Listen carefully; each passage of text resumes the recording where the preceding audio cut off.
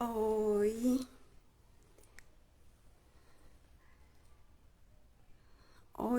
oi. Então, às 18 horas chegou, né? E para início, como eu disse, no início de todos os meus trabalhos, eu sempre inicio saudando os meus ancestrais, que são eles que me deram força, são eles que me encaminharam até aqui. E também são eles que nunca me deixam só, não é? Então eu saldo todas que vieram antes de mim, saldo todas que estão comigo, saldo todas que virão depois de mim, saldo a todos vocês que estão aqui assistindo essa live e que assistirão depois dessa live, porque ela ficará gravada. É um prazer muito grande estar aqui com vocês hoje novamente. Ontem nós tivemos a minha primeira live aqui no Instagram e foi muito legal. E hoje é a nossa segunda live que onde nós vamos estar falando com a Rita, a Rita Almeida, né? E, e é isso. Deixa eu só ver com ela aqui porque que é que ela não está conseguindo, porque que ela ainda não entrou. Vamos ver, vamos ver. Ela tá vindo, ela tá chegando. E a Rita é uma pessoa muito importante para o povo indígena Tapuí do Caetão, como eu disse ontem, né? Rita, você tem que clicar aí nesse. Não é só em entrar, você tem que clicar para pedir para participar.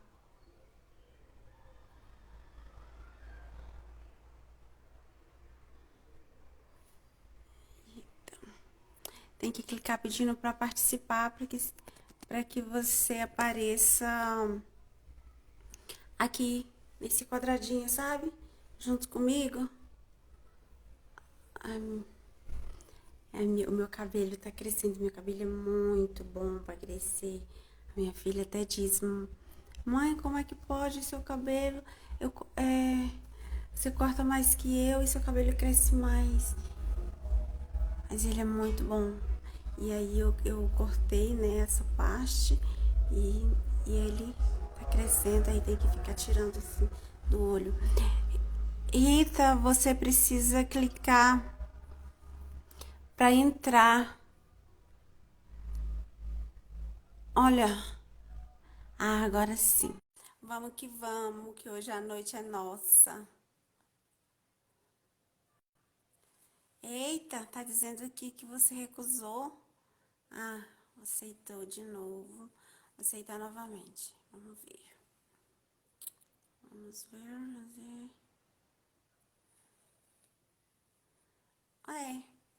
É, você não aceitou, Rita?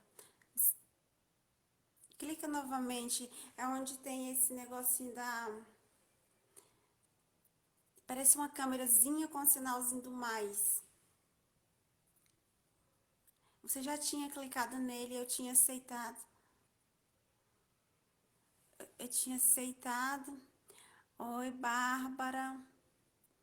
Ah, vou aceitar de novo, Rita. Entrar ao vivo com Rita. Legal. Muito bom. Gente, eu tô muito feliz de poder estar conversando aqui com a Rita e tá aqui com todos vocês. Espero que tenha muitas pessoas visualizando, que depois muitas pessoas assistam, porque a Rita realmente é uma pessoa muito especial para o nosso povo. Oi, Bárbara, que bom ver você aqui. Muito bom mesmo. Então, eu tô dizendo, Bárbara, para as pessoas a questão do cabelo, né? Então, a Bárbara é minha prima e ela sabe o que eu vivenciei para ter esse cabelo grande.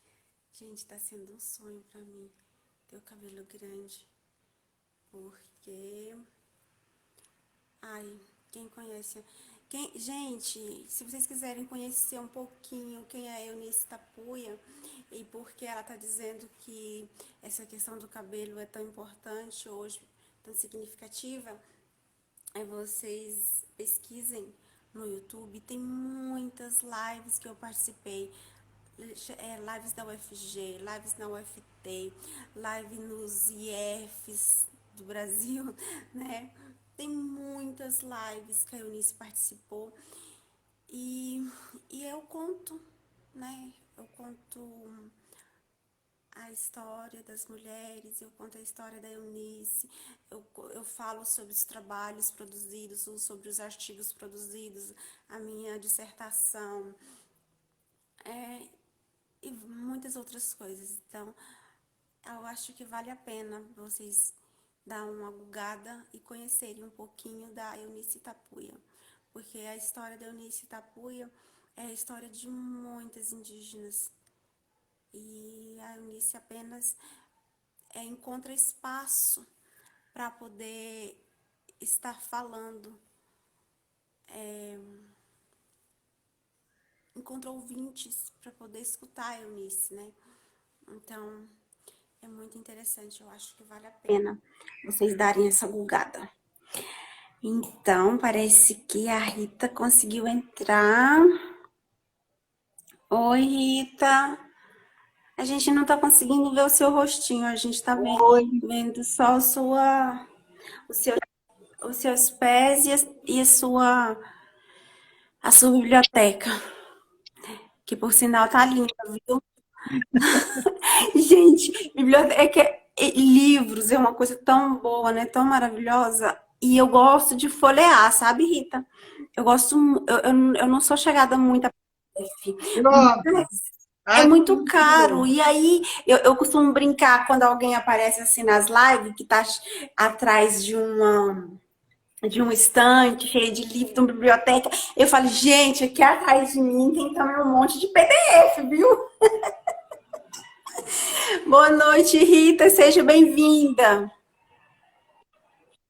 Boa noite. Oi. Eu não tenho muita prática, é a primeira vez, né? Eu acho que já está bem claro que eu não tenho nenhuma prática, mas eu estou muito feliz, porque esse convite me comove bastante. Você é a neta da Marinha, uma pessoa que me recebeu no meu primeiro trabalho de campo, e ficamos muito amigas. E ela mandava cartas para mim, escritas pela filha. Agora ela tem uma neta que escreve artigos, escreve dissertação. Então eu fico muito feliz com isso. É muito especial essa noite. Eu proponho uma coisa. Eu tenho muito a dizer e ia gastar um tempo muito grande.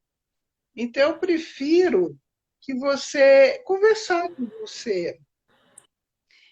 E você é antropóloga e pergunta para mim, nós vamos inverter os papéis, tá bom? Então, na verdade, eu não sou antropóloga, Rita, a minha graduação é a licenciatura intercultural com habilitação em ciências da linguagem. Então, eu tô mais para uma linguista, sabe?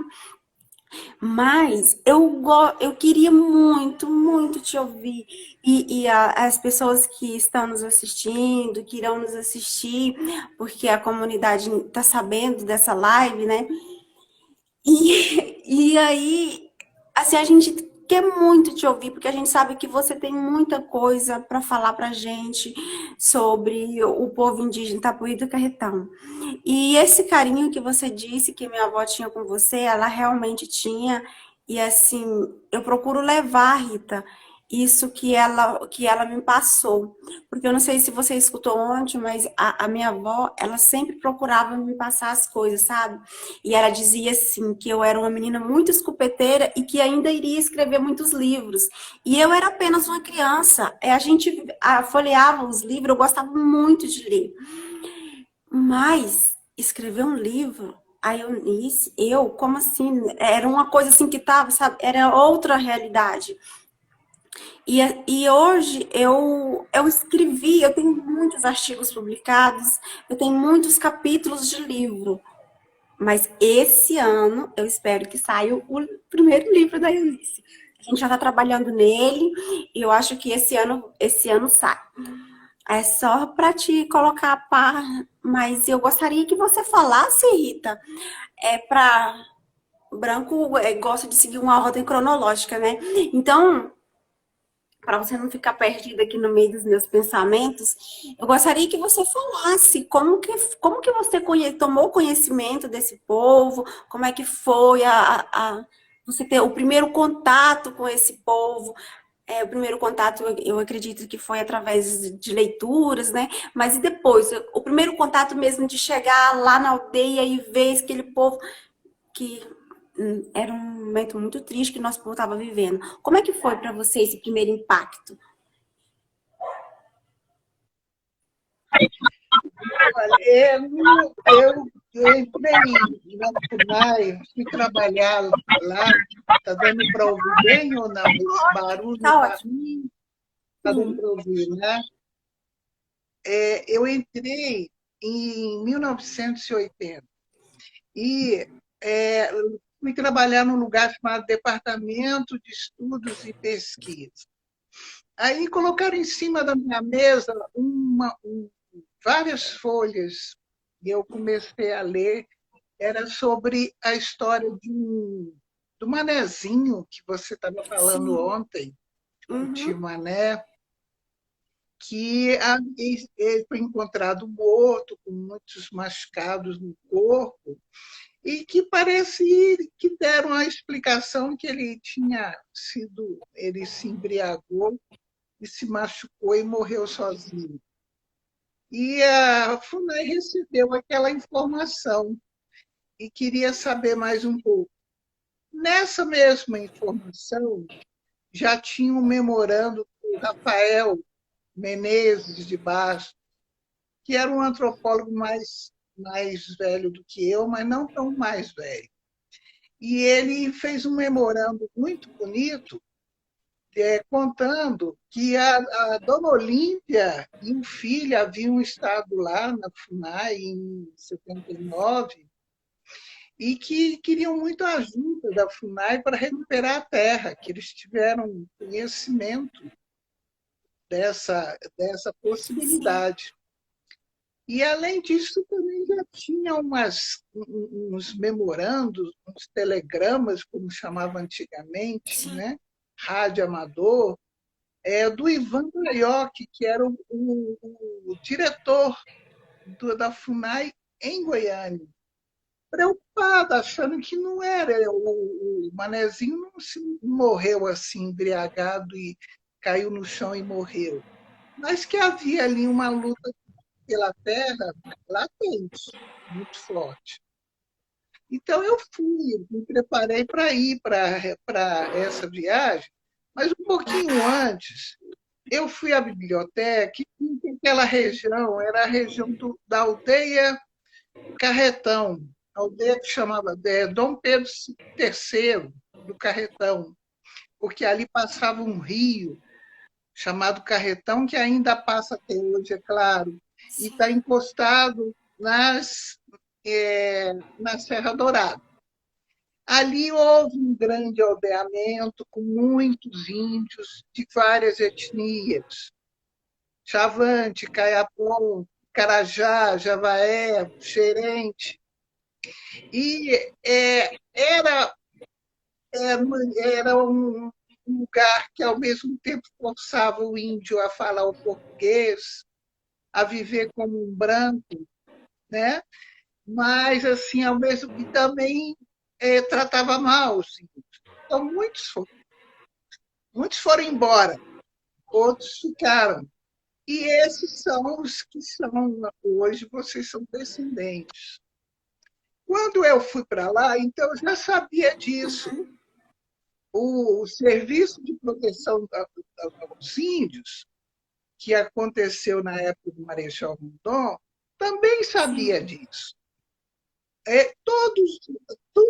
Toda a história indígena nunca apagou essa presença de índio que nunca saiu dali daquela Sim. área. Havia essa certeza, mas houve um abandono do Estado daquele povo que estava ali. Quando eu fui para lá, eu fui com um motorista da FUNAI de Goiânia, chamado Benoni, e nós fomos chegando. Quando chegar assim, em Rubiataba, Nova América, que eram assim as cidades mais próximas da aldeia Carretão, já falavam, olhavam assim o carro da FUNAI e falavam: aqui tem índio, sim, mas são os tapuios. Eles são índios, sim, mas eles são os tapuios, eles já estão assim, fala português, fala isso, tudo. Mas vocês vão ajudar eles aqui, não sei o quê. Então, a gente sentia, eu senti desde o início uma animosidade, uma hostilidade. E essa hostilidade era dada por quê? Porque vocês eram e são donos de uma terra que tem muito valor. Era a terra de valor para a agricultura, e era uma terra que está assim, no meio de nascentes de rios que vão dar nos rios Tocantins e Araguaia. É uma terra muito importante. O Brasil precisa saber disso, porque transformando toda aquela região, até o Tesouras, em terra indígena, está garantindo água não só para os índios, para os tapuias do Carretão, mas para Goiás, para Tocantins, para o Brasil. Sim. Né? Então, por isso que havia essa animosidade toda. Mas é isso que eu queria falar, assim como introdução. Assim, foi bom você tocar nessa questão da animosidade das pessoas que já, quando viu você e distinguiu que aquele carro era da FUNAI, elas já se tocaram, porque eu recentemente participei de uma live com um outro pesquisador também, e aí ele me esclareceu algumas coisas e dentre uma dessas coisas, ele disse que o poder público meio que influenciava as pessoas a irem morar na aldeia, na aldeia Carretão. E por quê? Porque essas pessoas indo morar na aldeia Carretão, elas iam ter um pedaço de terra que depois o governo ia dar esses títulos para essas pessoas, né? E a gente sabe que isso realmente aconteceu, porque muitos dos invasores, de fato, conseguiram esse título. Então, como é que você vê, Rita, isso? Quando você chegou, você percebeu que o poder público ele influenciava as pessoas a irem morar no Carretão, ou você não percebeu isso? As duas coisas, porque ali em volta do Carretão foi criado o Estado de Goiás criou a Colônia Nacional Agrícola de Séries. E depois teve a colônia também de Rubiataba, que transformou em Rubiataba. Né? Então, foi o próprio governo que estimulou o que eles chamavam na época de a marcha para o oeste, o Sim. oeste goiano. Né? E, isso na época do Pedro Ludovico, né? Na época que foi a criação de Anápolis, de Goiânia, porque a capital era Goiás. Né? Então, isso aí, o próprio governo estimulou isso. Então, o desconhecer um aldeamento era o mesmo que dizer não, não quero ver isso. Não quero ver que já tem um aldeamento ali, que já tem uma população ali. Mas acontece que, voltando um pouquinho para a história que eu peguei, com o velho Simão, ele foi até o Rio de Janeiro querendo passar tudo isso, né? Não, o governo do Ludovico, do governo interventor Ludovico, e queria ir falar com Getúlio Vargas. Mas chegando em Anápolis, um delegado de Anápolis levou a comitiva do velho Simão, com a velha Catarina, com a velha Frutuosa, velha Sim, Alcântara, né? E o Bento levou essa comitiva para Goiânia. E lá eles tiveram uma conversa com Pedro Ludovico. Aí eles explicaram: não, nós estamos lá, nós moramos lá, nós nunca uhum, saímos de lá. Aí o Pedro Ludovico, pela fala do velho Simão, falou: não, nós vamos resolver o problema. Aí o Pedro Ludovico prometeu, se comprometeu, e isso foi em 42, 1942. Agora, em 1948, o governador Jerônimo Coimbra Bueno foi lá, assinou a lei que garantiu pelo menos as duas glebas onde sim, eles moravam. Uma no Retiro, na área lá da sim, gleba menor, e outra no Macaco, no Rio Macaco, que é a gleba sim, maior. Essas duas glebas, elas foram demarcadas e homologadas pela lei, que agora eu esqueci, acho que é 188, de 1948. Era uma lei estadual.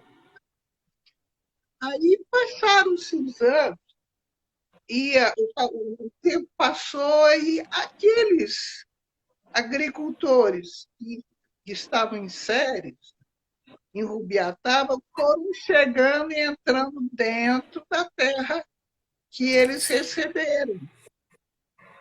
Então, em mais ou menos 20 anos, eles já não eram mais donos da terra, eles eram os poceiros dos poceiros dos sim, invasores deles. Foi então que a dona Olímpia foi lá na FUNAI e falou: não perdemos tudo, perdemos através de grilagem, de violência e da omissão do Estado. Claro que foi a sim, omissão do Estado, porque o Estado de Goiás tem toda a documentação sobre a aldeia do sim, Carretão. Essa palavra carretão, se você põe ela dentro de um arquivo público, aparece toda a história, 300 anos de sim, história. Então, isso não pode ser ignorado, mas foi ignorado. Eu não estou acusando o Estado, mas, ao mesmo tempo, é a verdade que aconteceu. O Estado deixou que sim, acontecesse. sim. E interessante, Rita, você falar dessa comitiva que saiu da aldeia para ir até o Rio de Janeiro, não é? E essa comitiva, ela não era composta apenas de homens, ela era composta de homens, mulheres e crianças, né? Porque o Tibento era uma criança nessa época. Então, ela demonstra que as mulheres sempre estiveram presentes também. E quando você chegou, Rita, como é que você via as mulheres? Porque a gente sabe que as mulheres, a violência imputada às mulheres sempre foi maior. Por quê? Porque os poceiros violentavam os nossos homens, seja seja com agressões, como foi a morte de alguns dos nossos, seja usurpando os direitos, seja obrigando eles a venderem as roças a um preço ínfimo e deixando as famílias sem ter o que comer. E as mulheres, como é que você via as mulheres nesse contexto em que, quando você chegou lá no aldeamento Carretão, o que que te marcou nas mulheres? O que que você percebeu? Como é que era a vivência das mulheres? Eu acho que, ao mesmo tempo, elas foram poupadas, mas elas também eram muito sacrificadas. Porque quando saiu aquela família, como o velho Simão falou, a parentesa toda foi embora lá para a Ilha do Bananal, ficaram apenas duas mulheres. E essas mulheres se uniram a outros homens e formaram a primeira Sim, comunidade. Reformaram, reformataram. E da Raimunda já veio a Maria Catirina. Da Maria do Rosário veio a filha Arcante, que falava Arcante, mas eu acho que é Alcântara. Então, elas passaram isso para umas para as outras. Eles não matavam as mulheres, mas eles podiam, eles não acreditaram que duas mulheres e uma meia dúzia de criança pequenininha ia ser perigoso para eles. Os homens foram mortos, os homens tiveram que fugir, os homens tiveram que se esconder e ficaram duas mulheres com meia dúzia de crianças. Eles acharam, os invasores, que não ia ter problema, que elas não exerciam nenhum sim, perigo. Mas, com o tempo, por meio delas, renasceu a comunidade Tapuia. Renasceu com esse nome, Tapuios do Carretão. Depois foi transformando agora em Tapuia do Carretão.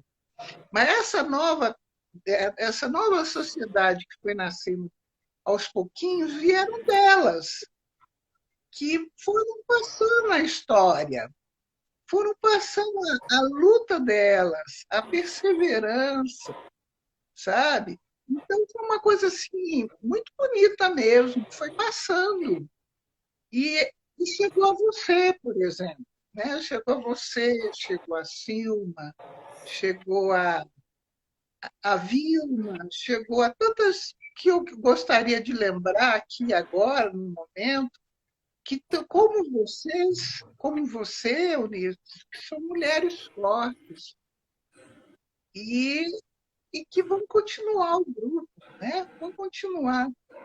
Então, não é só a história que é dinâmica, que dá um sentido que a gente nem espera às vezes, um sentido maravilhoso até, uma liberdade, mas, né? Mas eu também, as pessoas, os seres humanos, fazem valer. E vocês fizeram valer essa conquista, essa a terra que vocês ainda têm, que não é total, não é todo o terreno do Aldeão. A escola linda que vocês têm, e vocês lutaram por ela, né? A saúde, vocês são um povo saudável, né? E protegido. E pode-se dizer também que a sociedade em volta respeita você, está respeitando vocês. Vocês têm uma pessoa que é um vereador que foi o mais votado do município, né? Então tem muita conquista com as próprias mãos, com própria consciência da história que vocês viveram. Seus antepassados sofreram muito e agora vocês estão fazendo valer todo o esforço que eles fizeram. É isso. Lembrar dessas duas mulheres, para mim é sempre muito difícil, sabe? Porque, como eu disse antes, quem conhece a minha história sabe que a minha história é de luta desde o ventre da minha mãe. Mas eu fui passando por lutas para me estudar, por exemplo. Hoje eu vejo as pessoas que precisam ser mandadas para a escola. E eu não, eu tive que lutar para que eu pudesse ir para a escola.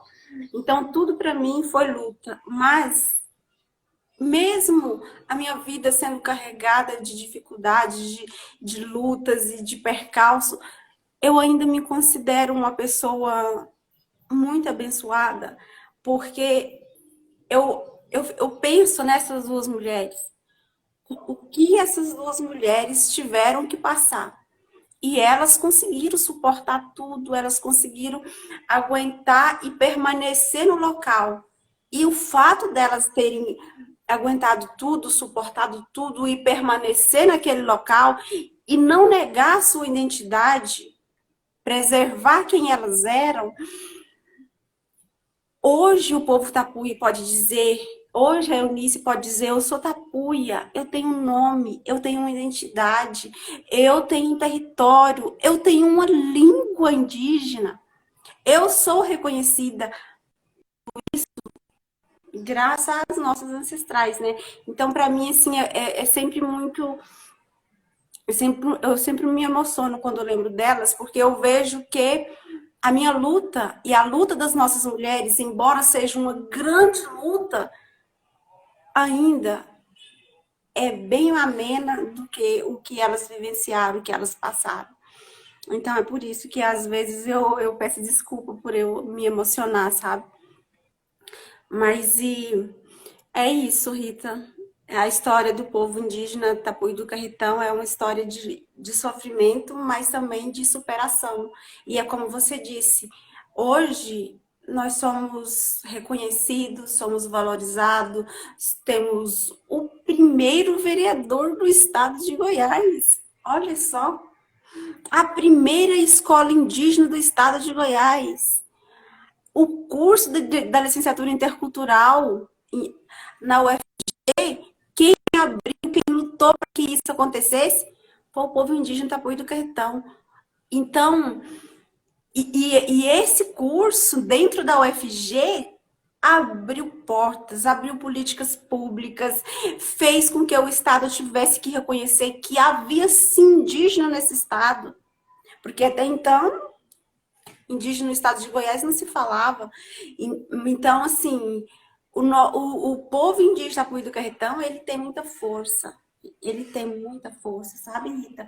E assim, a gente é muito grata porque você também faz parte dessa história, também faz parte, contribuiu muito para que esse povo permanecesse de pé naquele momento tão sofrido, Rita.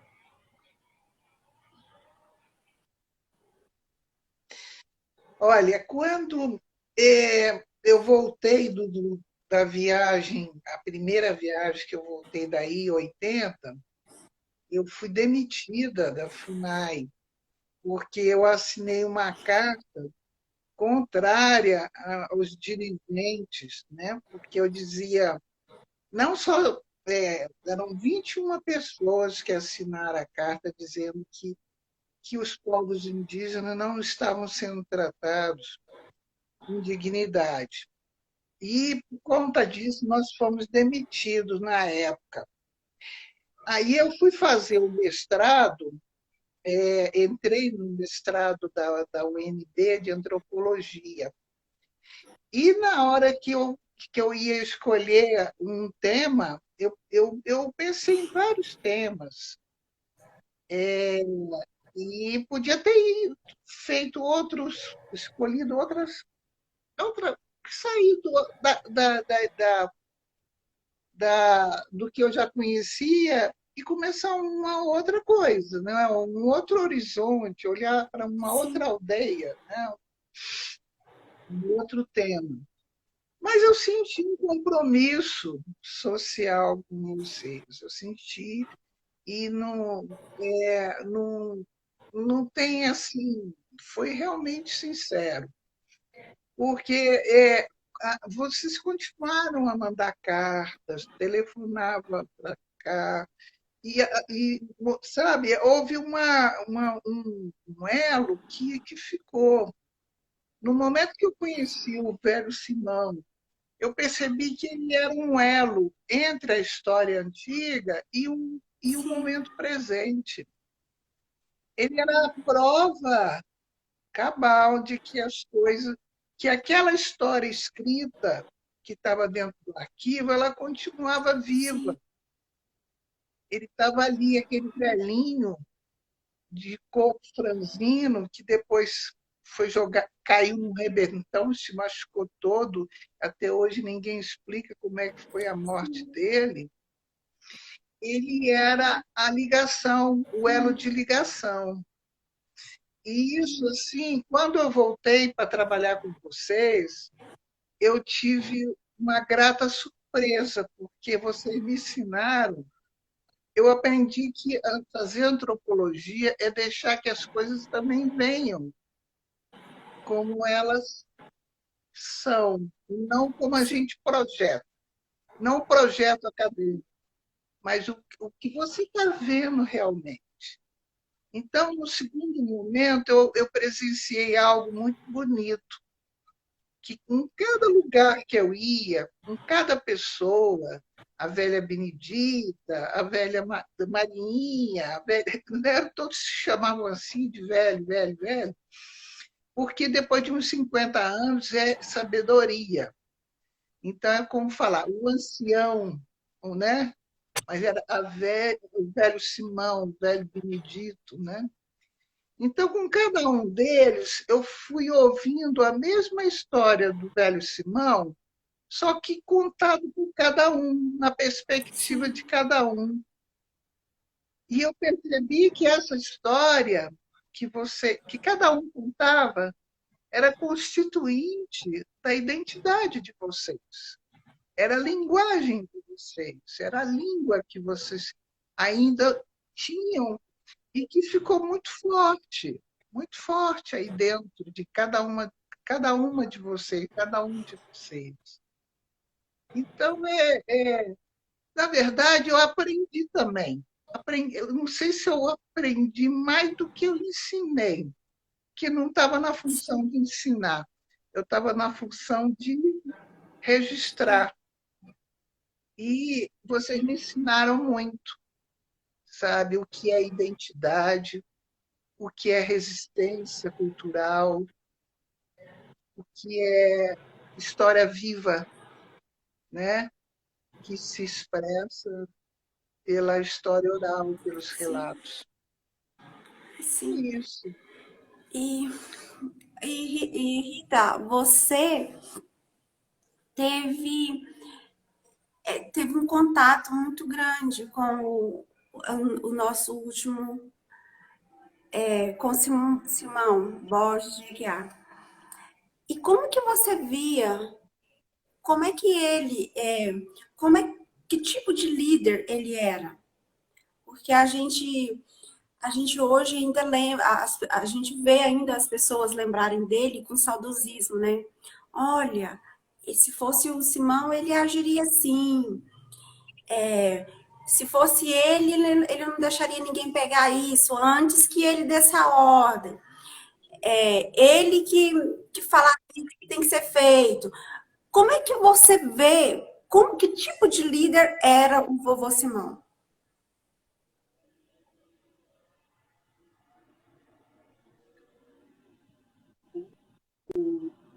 Zé Borges, esse, porque a voz sumiu. Você pergunta do último Não, cacique, penúltimo, eu tô do perguntando Zé do Simão. Borges? Simão Borges de Aguiar.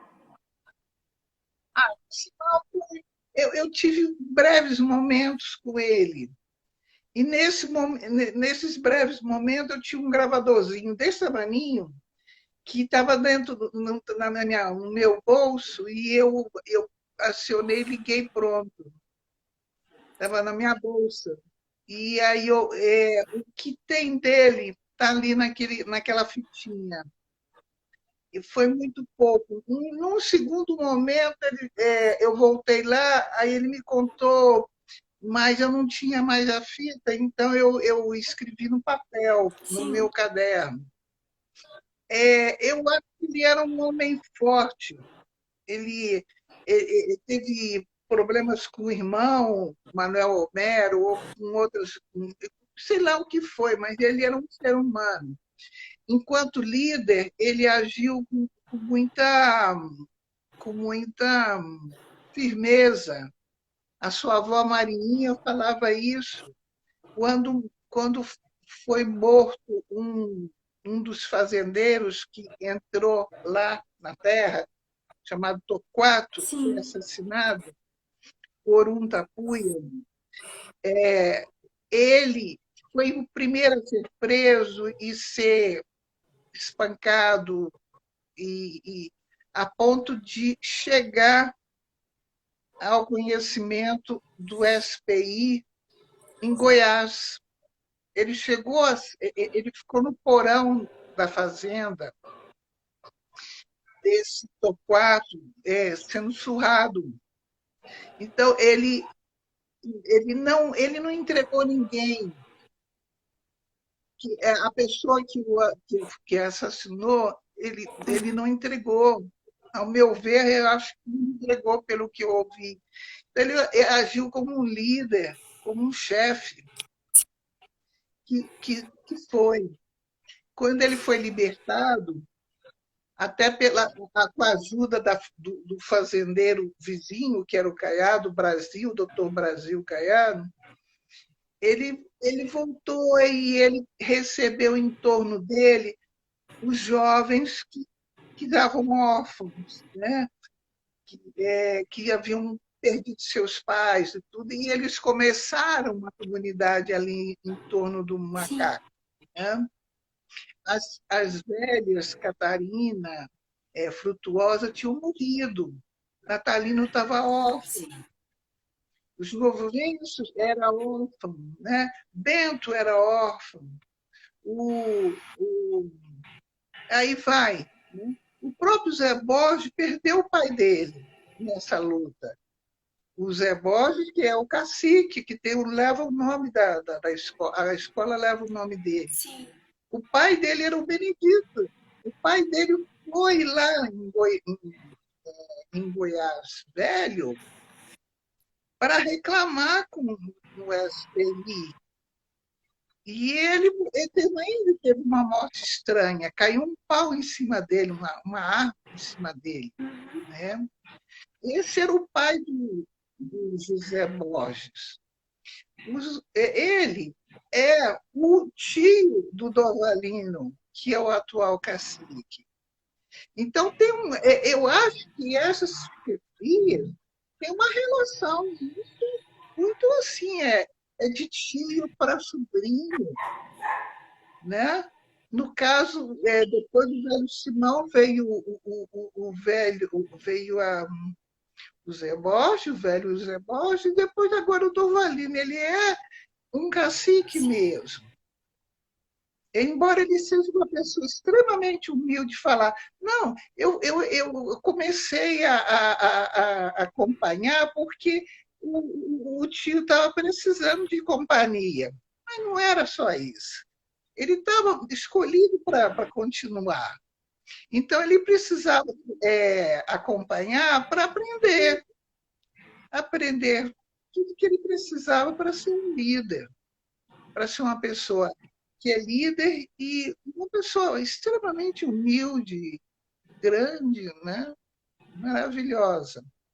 Gosto muito sim. dele. É, Então, eu não sei se eu respondi para respondeu sim. você. Assim, Eu tenho muito orgulho das nossas lideranças, porque as nossas lideranças são sempre aquelas que pensam primeiro no coletivo, né, Rita?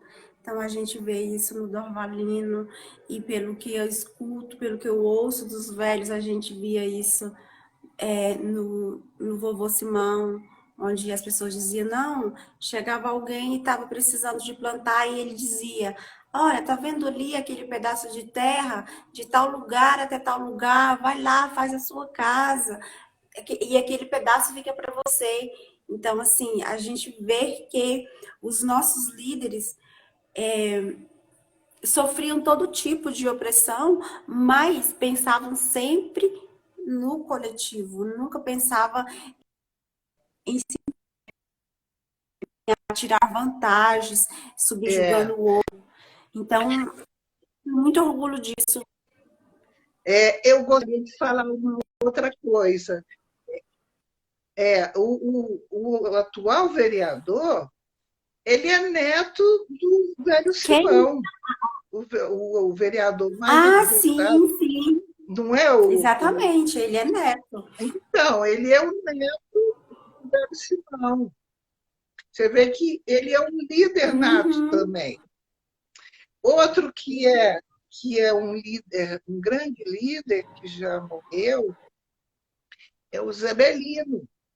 Zebelino era filho da Alcântara, né? Marcante, Arcante, que era filha da Maria do sabe? Rosário.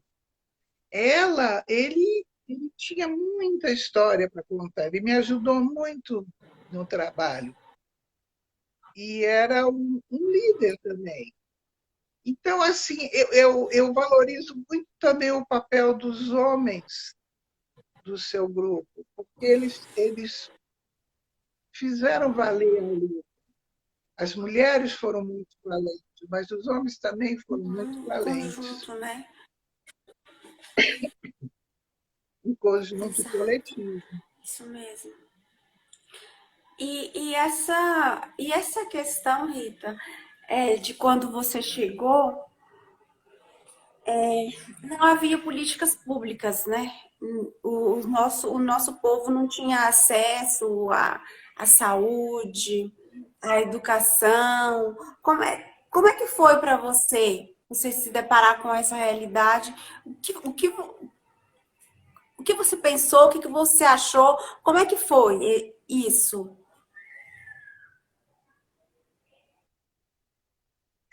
Enquanto povo indígena não reconhecido ainda, vocês não tinham acesso. Mas, assim, quando eu cheguei da primeira viagem, eu fiz um relatório e foram, acho que, 3 ou 4 coisas que eu falei. Que a escola que tinha ali no grupo, ali no Carretão, não era uma escola indígena, que vocês sofriam discriminação dos próprios poceiros, dos filhos dos poceiros. Então, não era uma escola indígena. Eu disse que vocês precisavam muito de apoio à saúde, muito. Antigamente, na minha época, falava em equipes volantes de saúde, levavam Sim, vacina, davam assim, orientação pré-natal, e vocês não tinham nada disso. E aí eu pedi que houvesse assim, uma, um setor de saúde ali na região, para dar essa condição, né, médica e odontológica, sanitária também. Então, e outra coisa que eu pedi foi que fosse resolvida a questão fundiária, que era bem complicado. Uma coisa era um território completo.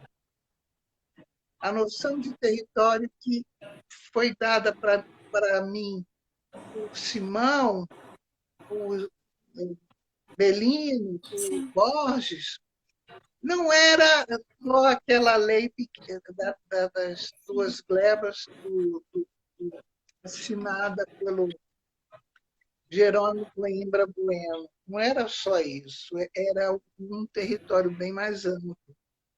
Então, eu pedi que estudasse, que fosse estudado. Era uma questão muito delicada.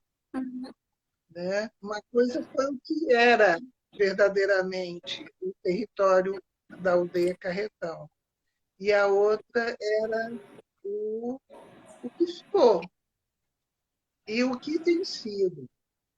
Agora, de qualquer forma, eu acho que deve respeitar o que já foi feito pela FUNAI. Porque se não tivesse feito uma demarcação em 84, seria muito difícil as pessoas se Sim, conservarem lá, porque eles eram muito hostis. Se você sabe disso, você não tinha nascido, mas deve ter sim, ouvido contar. Eles eram muito hostis. E, então, os invasores. Então, a FUNAI chegar ali, ela colocou respeito, né? Ela foi trazendo as coisas aos poucos. Porque a FUNAI, na verdade, é um órgão do Estado, que depende do governo, do ponto de vista do governo. Se o ponto de vista do governo for pró-indigenista, está tudo bem. Mas se for anti-indigenista, anti-indígena, não está bem. Então, é um sim. órgão político e que as pessoas ficam à Uhum. mercê, né? Então, por isso que é muito importante essa fibra de vocês. Sabe que, independente de políticas públicas, vocês sabem valer os seus direitos, vocês sabem quem tem Sim. direito. E aí, Rita, você tocou nessa questão do território, que o território em que você é, estudou, que os nossos velhos passaram para você, era um território, né? E o território que foi demarcado foi um território bem menor. O que você acha, Rita, que contribuiu, que fez com que o território demarcado ficasse tão pequeno frente ao nosso território que a gente utilizava? Porque ao território que era nosso. Porque a gente sabe, Rita, que os nossos velhos, eles plantavam num local em que ficou de fora. Eles faziam coleta, a caça era todo no território que ficou de fora dessa primeira demarcação. Então, assim, não dá para pensar qual é a lógica desse pessoal. Você, o que você acha? Por que foi que o governo demarcou aquele território tão pequeno para o nosso povo? É porque em volta da aldeia Carretão, da terra indígena Carretão, existem fazendeiros que têm o poder político de Exato. influenciar a FUNAI, de influenciar o governo e o governo a FUNAI, de influenciar o Congresso e o Congresso influencia a FUNAI. Então, isso, sem dúvida, foi razão. E tem sido razão em todos os povos, em todas as terras indígenas. Guarani, Pataxó, para todo lado, esse problema é o mesmo, porque os índios estão nas melhores terras, porque eles conservaram Sim, as melhores. Agora querem por motivos sim, econômicos, motivos de exploração e tudo mais. Quer dizer, não é uma coisa que acontece só na aldeia Carretão, na terra indígena Carretão. Acontece no Brasil todo. Por isso que essa luta do marco temporal ela tem que ser nacional, internacional, que é uma luta pela preservação do planeta, né? Pela preservação do país, do Brasil, pela preservação de povos indígenas. O Brasil ele é um dos poucos países que conservam povos indígenas. Então, é uma luta que não é só de um povo, né? ela é internacional e nacional. Não sei se eu respondi. E aí, Rita, você falou da sua dissertação do mestrado. Tem alguma coisa a mais que você queira comentar, explicar, trazer à luz mais alguma coisa a respeito da sua tese de dissertação? Não, ela já aconteceu, eu defendi isso há muito tempo, em 1984, né? Já tem tempo. E o que eu achei interessante é que a partir desse trabalho de dissertação, atraiu.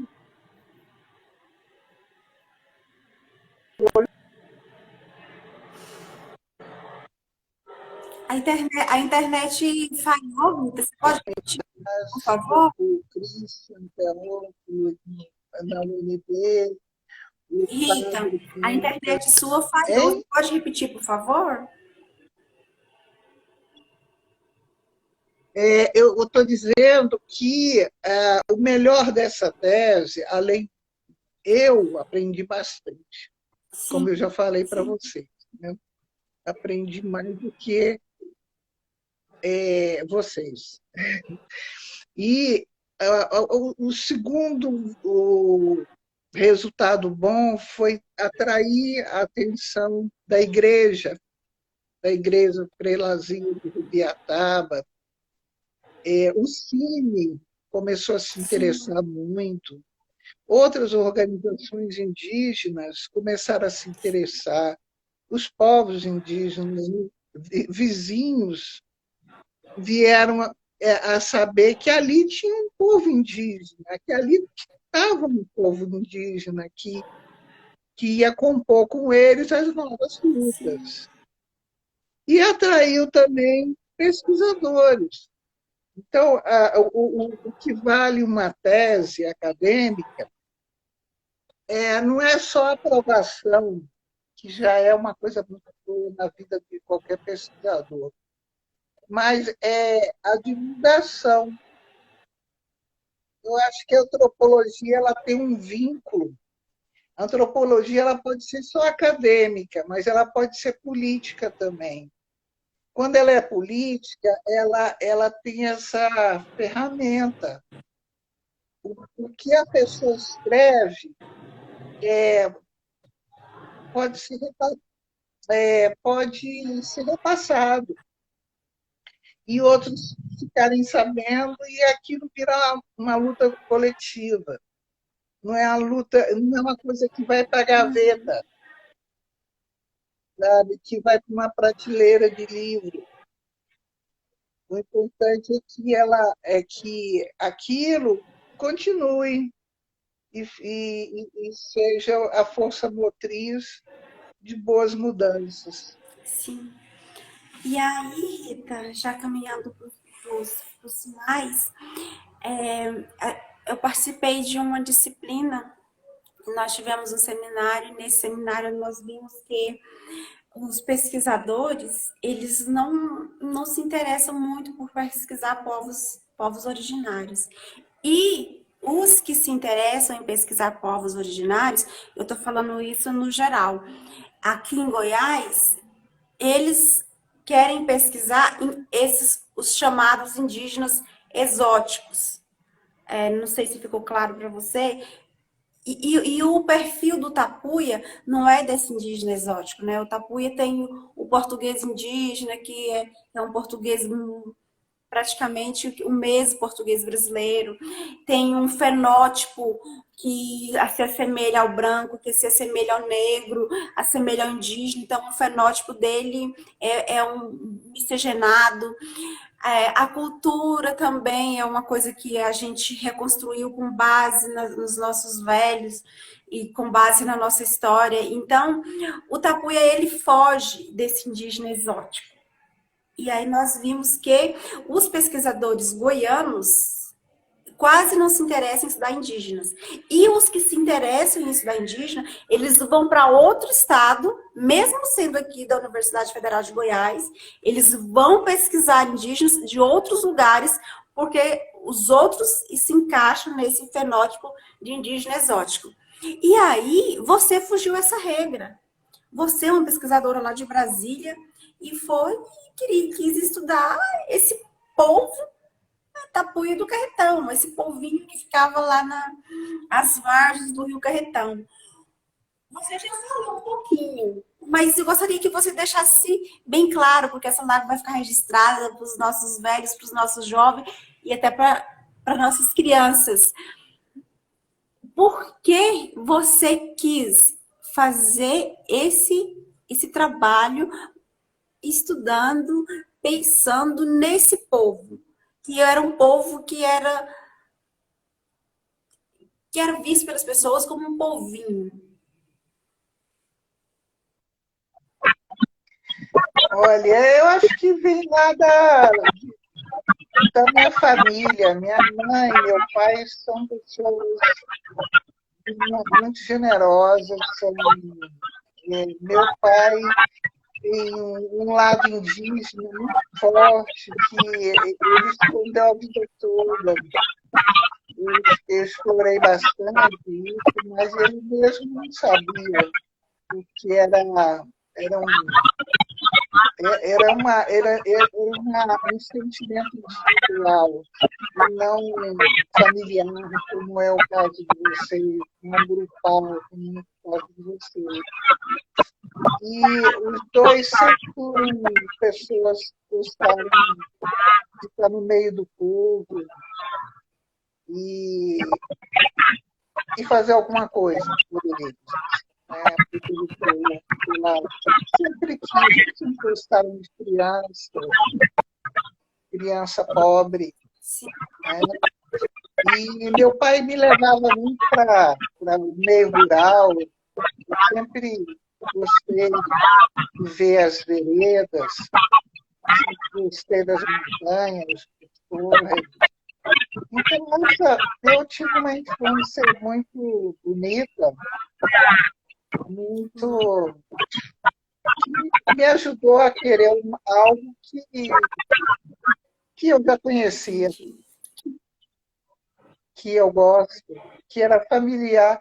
Tanto é que quando eu cheguei lá, mesmo no clima, no Carretão mesmo, no clima ruim, né, pesado, desde de 1980, 83 foi pior ainda, que eu fui sozinha, né? Então, eu não senti medo, porque eu tinha uma certeza interna, né? Uma confiança de que o meu jeito de ser seria suficiente para encarar toda a minimosidade. Sim.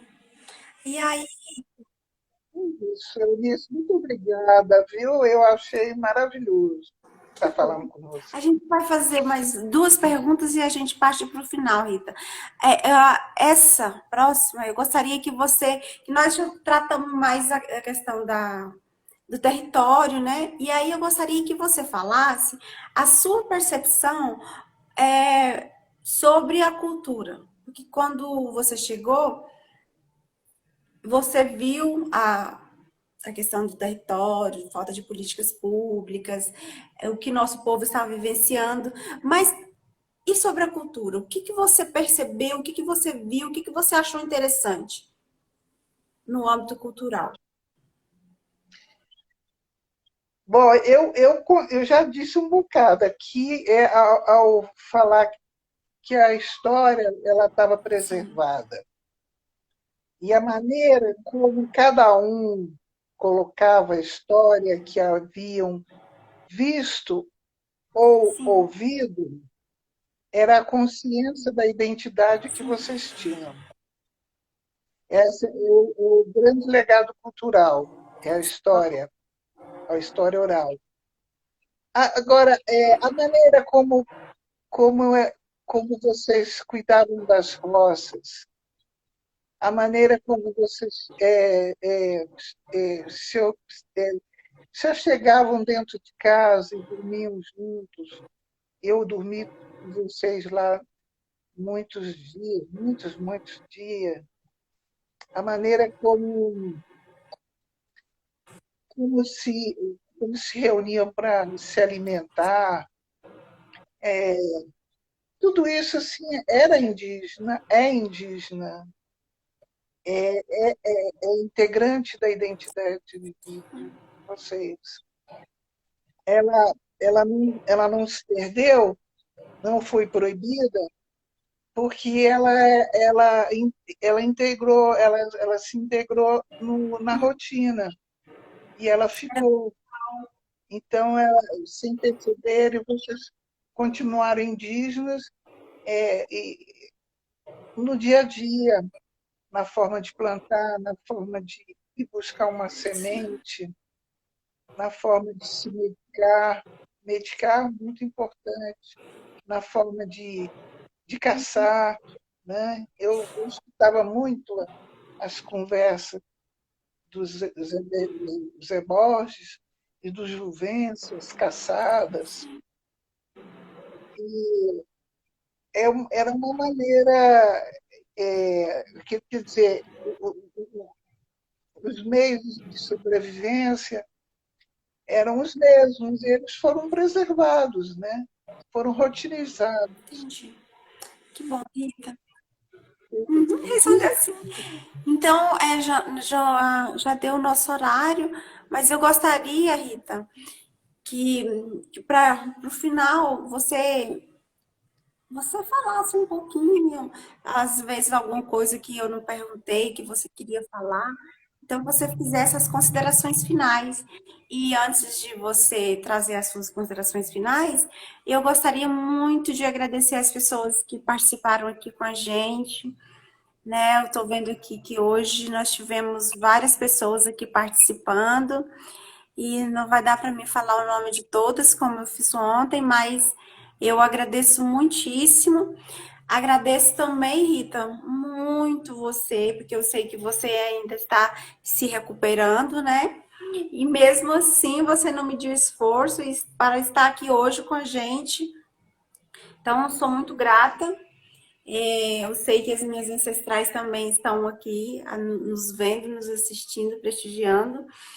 E eu agradeço muito, tá? E eu gostaria que você trouxesse as suas considerações finais para essa noite.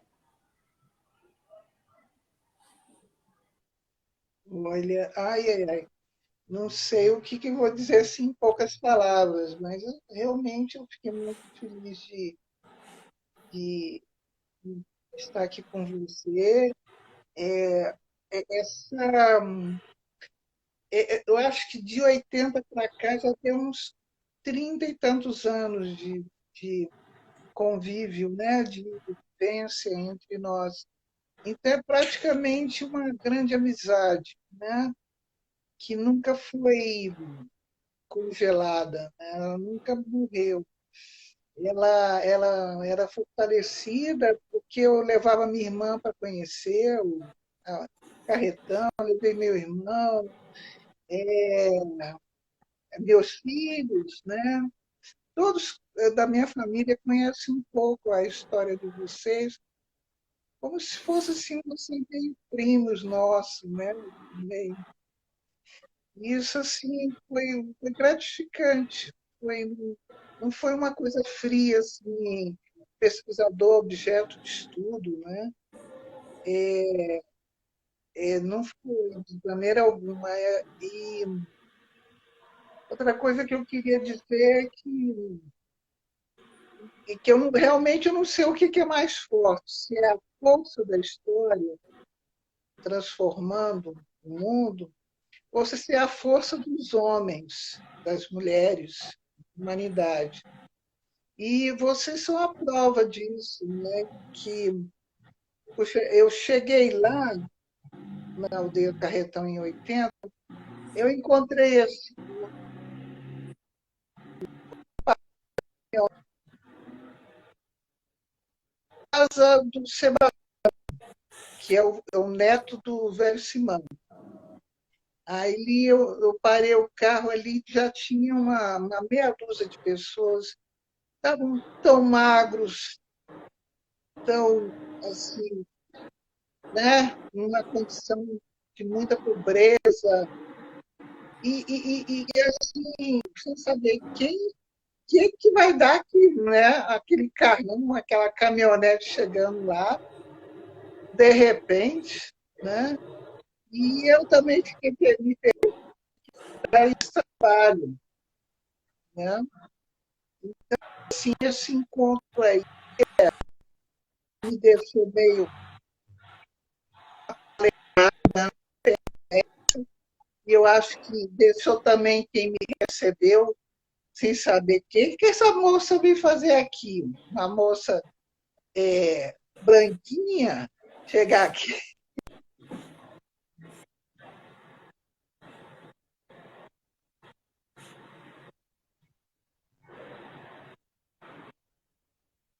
de diretor. Depois, assim, foram perguntando meu nome, né, e eu também a eles. Então, aí eu saí da impressão e eles começaram a formar uma ideia do que eu era. E eu também saí da impressão, né, de encontrar os índios do aldeamento Carretão, fico lá há 300 Sim, anos atrás, e vim encontrar os descendentes, a descendência desse sim. povo. Então, é muito bonito isso, assim. É realmente, eu sou encantada com a história. E porque nada como olhar o passado e ver que ele está dentro de nós. E não deve ser esquecido, não. Ele deve ser ajudar a tocar em frente a vida. E, embora mudem os governos, ora muito ruim, ora muito bom, ora mais ou menos, que vocês possam, né, seguir a, a vida de vocês com, com leveza, com valentia, né? E com, sei lá, Né? entusiasmo. Então é isso, Rita. Já são 7h18. Eu mais uma vez agradeço muito por estar aqui com a gente e espero que a gente possa, agora que a gente já sabe entrar, né? A gente possa ter outras oportunidades para estar falando, para estar participando de outras lives juntas. Gratidão, Rita. Gratidão mesmo. Obrigada. Eu vou sair então. Obrigada por todos Tá. que Tchau, assistiram. tchau. Tchau, Rita. Tchau a todos que estão assistindo, né? Isso mesmo, Rita. Eu também agradeço a Rita e a todos que estão nos assistindo agora e que irão nos assistir daqui a um tempinho, né? Um beijo no coração de todos vocês, pessoal.